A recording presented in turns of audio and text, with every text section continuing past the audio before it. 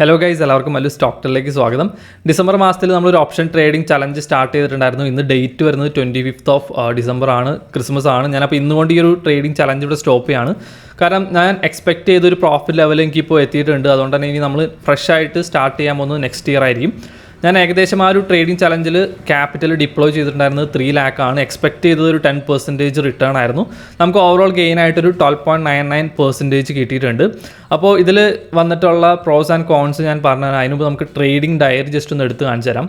അപ്പോൾ ഇതെൻ്റെ ധന്യൻ്റെ അക്കൗണ്ടാണ്. ഇതിനകത്താണ് നമ്മൾ ഈ ഒരു ട്രേഡിംഗ് ചലഞ്ച് സ്റ്റാർട്ട് ചെയ്തത്. അപ്പോൾ ഇതിൻ്റെ ഡീറ്റെയിൽസ് കാര്യങ്ങൾ നമ്മൾ തുടക്കം ഇൻസ്റ്റഗ്രാമിൽ ഇടുന്നുണ്ടായിരുന്നു. അതുപോലെ തന്നെ നമുക്കൊരു ഫ്രീ ടെലഗ്രാം ഗ്രൂപ്പ് ഉണ്ട്.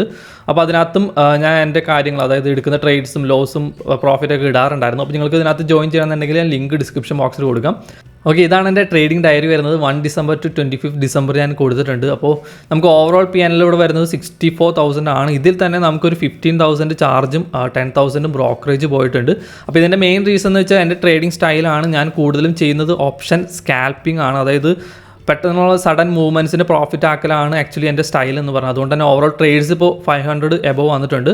അതുപോലെ തന്നെ ഇവിടെ നിങ്ങൾക്ക് നോക്കിയാൽ കാണാം, ആവറേജ് ഞാൻ ഒരു ദിവസം തന്നെ ഒരു 25 to 30 ട്രേഡ്സ് മിനിമം എടുക്കാറുണ്ട്. അപ്പോൾ ലോസ് വന്നപ്പോഴായാലും നല്ല രീതിയിൽ ലോസ് വന്നിട്ടുണ്ട്. അതുകൊണ്ട് തന്നെയാണ് നമ്മൾ നെറ്റ് PNL ഇപ്പോൾ ഒരു 38,000 നിൽക്കുന്നത്.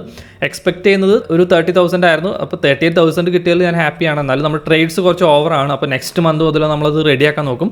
അതുപോലെ തന്നെ നമ്മൾ പറഞ്ഞിട്ടുണ്ടായിരുന്നു ഈ ഒരു ട്രേഡിംഗ് ചലഞ്ച് സ്റ്റാർട്ട് ചെയ്ത് 3 lakh എക്സ്പെക്ട് ചെയ്ത് 10. നമുക്ക് എന്തായാലും ഓവറോൾ ഗെയിൻ ആയിട്ട് ഇത്ര കിട്ടിയിട്ടുണ്ട്.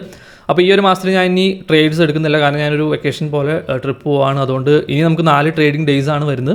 അപ്പോൾ അതിൽ വലിയ ട്രേഡ്സ് ഉണ്ടാവില്ല. മൊബൈലിൽ കിട്ടുകയാണെങ്കിൽ ചെറിയ ചെറിയ ട്രേഡ്സ് എടുക്കാമെന്ന് വിചാരിക്കുന്നു. അപ്പോൾ ഈ ഒരു മാസത്തിൽ എനിക്ക് ബെറ്റർ ആയിട്ട് തോന്നിയിട്ടുണ്ടായിരുന്ന എൻ്റെ പൊസിഷൻ സൈസിങ് ആണ്. നിങ്ങൾക്കിവിടെ നോക്കിയാൽ കാണാം, എല്ലാം തന്നെ ഏകദേശം ഒരു 250 എബവ് ഞാൻ അധികം എടുത്തിട്ടില്ല. എല്ലാം റിസ്ക് മാനേജ് ചെയ്തിട്ടുള്ള രീതി തന്നെയാണ് എൻ്റെ പൊസിഷൻ സൈസിങ് വന്നിട്ടുള്ളത്.